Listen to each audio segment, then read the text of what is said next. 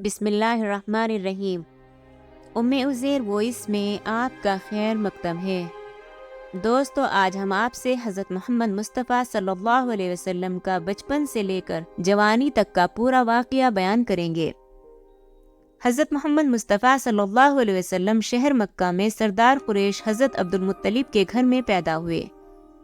آپ صلی اللہ علیہ وسلم کے والد ماجد کا نام عبداللہ تھا اور والدہ کا نام آمینہ تھا۔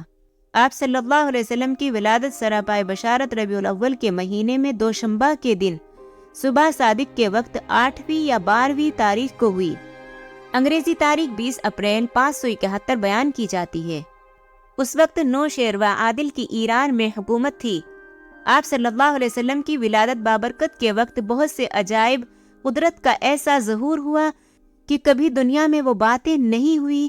بے زبان جانوروں نے انسانی زبان میں آپ صلی اللہ علیہ وسلم کی خوشخبری سنائی، درختوں سے آوازیں آئی، بت پرستوں نے بتوں سے آپ صلی اللہ علیہ وسلم کی خوشخبری سنائی۔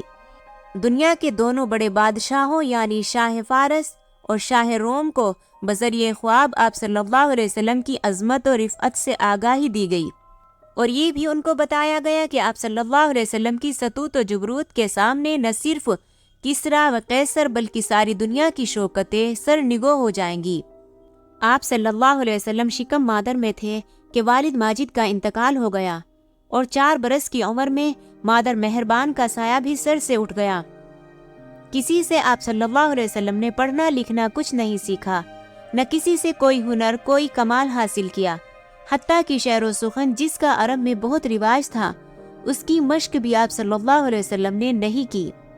بچپن میں عجیب و غریب حالات مشاہدے میں آئے۔ ایک بڑا حصہ آپ کی کم سنی کے حالات کا حضرت حلیمہ سے منقول ہے۔ حق یہ ہے کہ بڑی خوش نصیب تھی۔ شق صدر آپ صلی اللہ علیہ وسلم کا 4 مرتبہ ہوا، 2 مرتبہ قبل نبوت، اور 1 مرتبہ بوقت بعثت، اور 1 مرتبہ بوقت معراج۔ پہلی مرتبہ جب شق صدر ہوا تو آپ صلی اللہ علیہ وسلم حضرت حلیمہ رضی اللہ تعالی عنہا کے یہاں تھے، اپنے رضائی بھائی کے ساتھ بکریاں چرانے جنگل گئے ہوئے تھے۔ یکایک وہ خوف زدہ ہو کر دوڑتے ہوئے حضرت حلیمہ رضی اللہ تعالی عنہا کے پاس آئے کہ اے اماں، میرے قریشی بھائی کو 2 سفید پوش مردوں نے آ کر لٹایا اور ان کا سینہ چاک کر دیا۔ یہ سن کر وہ بہت پریشان ہوئی اور جنگل کی طرف دوڑتی ہوئی گئی۔ دیکھا تو آپ صلی اللہ علیہ وسلم صحیح و سالم ہیں، مگر چہرے مبارک پر خوف کے آثار تھے۔ پھر سارا واقعہ خود آپ صلی اللہ علیہ وسلم نے بیان کیا۔ ہر مرتبہ شق صدر میں فرشتے آپ صلی اللہ علیہ وسلم کا سینہ مبارک چاک کر کے اور آپ صلی اللہ علیہ وسلم کے قلب مبارک کو ایک تشت میں جس میں زمزم کا پانی ہوتا تھا دھوتے تھے۔ بت پرستی اور بے حیائی کے کاموں سے آپ صلی اللہ علیہ وسلم ہمیشہ پرہیز کرتے رہے۔ آپ کی صداقت اور امانت قبل نبوت بھی تمام مکہ میں مشہور اور مسلم تھی، حتیٰ کہ آپ صلی اللہ علیہ وسلم کا لقب صادق امین کہلاتا ہے۔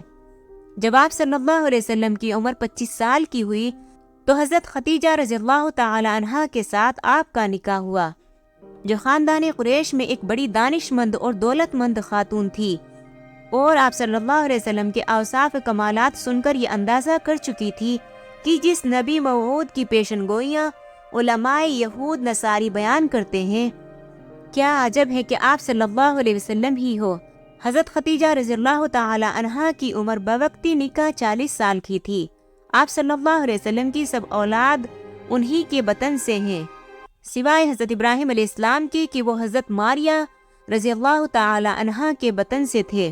جب آپ صلی اللہ علیہ وسلم کی عمر 40 سال کی ہوئی تو دوشنبہ کے دن 7 رمضان کو اور ایک قول کے مطابق 24 رمضان کو، جبکہ خسرو پرویز بادشاہ ایران کے جلوس کا 20واں سال تھا، وہ دولت آزما آپ کو عطا ہوئی جو روز ازل سے آپ کے لیے نامزد ہو چکی تھی، جس کی دعا حضرت خلیل رضی اللہ تعالی عنہ نے مانگی تھی، جس کی بشارت حضرت مسیح رضی اللہ تعالی عنہ نے دی تھی، یعنی حق تعالی نے آپ صلی اللہ علیہ وسلم کو اپنا رسول بنایا اور سارے عالم کی طرف مبعوث کیا، صلی اللہ تعالی علیہ وآلہ وسلم و اصحابہ وبارک وسلم۔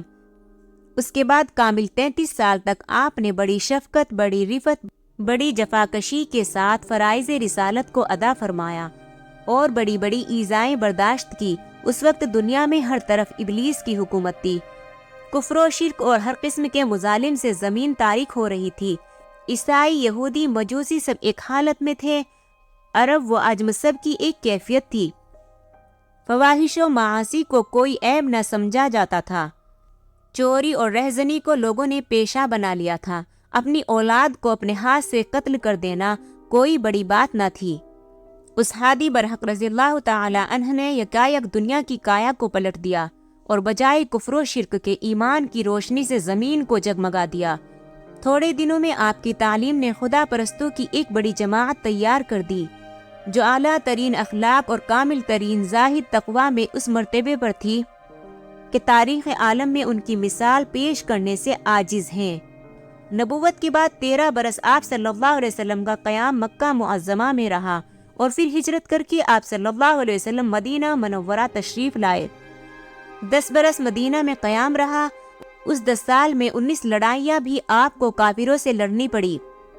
بکثرت معجزات و خوراک عادات کا آپ صلی اللہ علیہ وسلم سے ظہور ہوا۔ سب سے بڑا معجزہ آپ صلی اللہ علیہ وسلم کا قرآن شریف ہے، جس میں فصاحت و بلاغات کا اعجاز بھی ہے۔ نبوت کے 12ویں سال جبکہ آپ صلی اللہ علیہ وسلم کی عمر 51 سال 9 ماہ کی تھی، حق تعالی نے آپ صلی اللہ علیہ وسلم کو معراج عطا فرمائی، یعنی آپ کو آسمانوں پر بلایا گیا۔ جنت و دوزخ کی سیر آپ صلی اللہ علیہ وسلم کو کرائی گئی۔ آپ صلی اللہ علیہ وسلم کے اخلاق کی کیفیت یہ تھی کہ آپ صلی اللہ علیہ وسلم کے اصحاب میں ہر شخص یہ سمجھتا تھا کہ سب سے زیادہ لطف و کرم میرے اوپر ہے۔ ہمیشہ آپ صلی اللہ علیہ وسلم کی توجہ مساکین کی طرف زیادہ ہوتی تھی۔ یتیموں اور بیواؤں کا بڑا خیال کرتے تھے۔ اگر کوئی آپ صلی اللہ علیہ وسلم کے اصحاب میں بیمار ہوتا تو اس کی عیادت کو تشریف لے جاتے، جنازوں کے ساتھ جاتے اور نماز پڑھ کر دفن کر کے واپس آتے۔ کسی کی آخری حالت سنتے تو اس کے پاس جا کر بیٹھ جاتے۔ روئی انور ان کی آنکھوں کے سامنے ہوتا۔ ایسے مرنے والوں کی خوش قسمتی کا کیا کہنا۔